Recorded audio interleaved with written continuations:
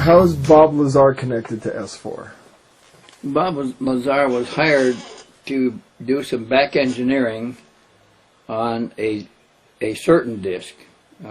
He called it the space sport model. Was when we got a look at the outline of the disk, it was very close to the shape of the version 2 flying disk that Billy Meyer was photographing in Switzerland. Bob Lazar said the seats were smaller. They were for smaller people than him. There was only 3 seats. Billy described 3 seats aboard the craft. The outside shape was very much the same. Led us to speculate on where that craft came from. In 1988 and 89, a nuclear physicist and propulsion systems scientist named Bob Lazar got several months of hands-on experience working on a classified top-secret engineering project for a covert branch of the U.S. military aerospace program. Lazar's work included examination of extraterrestrial spacecraft recovered relatively intact over the decades by Central Intelligence, Special Air Force and Navy operatives and personnel. After telling friend John Lear about his experiences within a secret lab inside Area 51, Lazar found himself at the end of a gun in the secret Nevada facility, and his job at S4 was terminated shortly thereafter.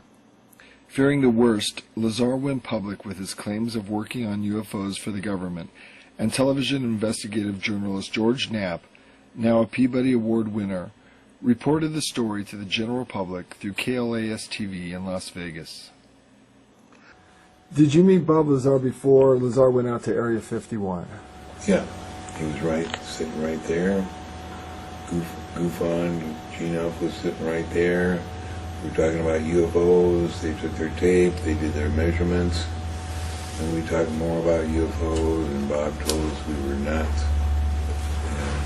And that's when I first met him. How did the meeting go when George Knapp and his KLS-TV news director, when they came out to your house to meet with you and Bob Lazar? We sat right there, when the other table was there, and Bob strolled out and just asked question after question after question after question, and because George Knapp wanted to do a series, and he needed Bob Stoldow's permission to go ahead. It was at that same meeting, Bob Stoldau said, "Go ahead and do it."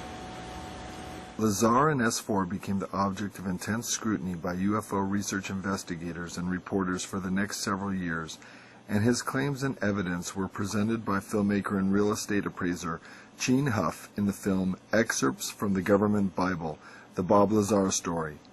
Many of the following statements by Lazar are from that film. Lazar says, "In May of 1987, some scientists took an antimatter reactor to an underground blast facility on the Nevada test site to perform an experiment.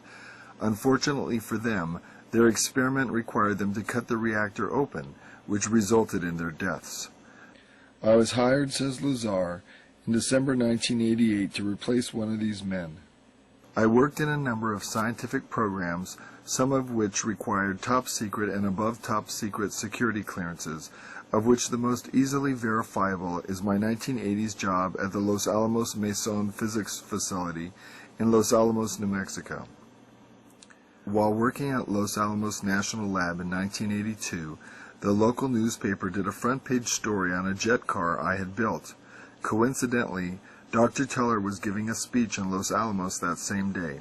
We met and had a short chat about the jet car, and I later listened to his speech. I never met Dr. Teller again, but in 1988, when I decided to re-enter the scientific community,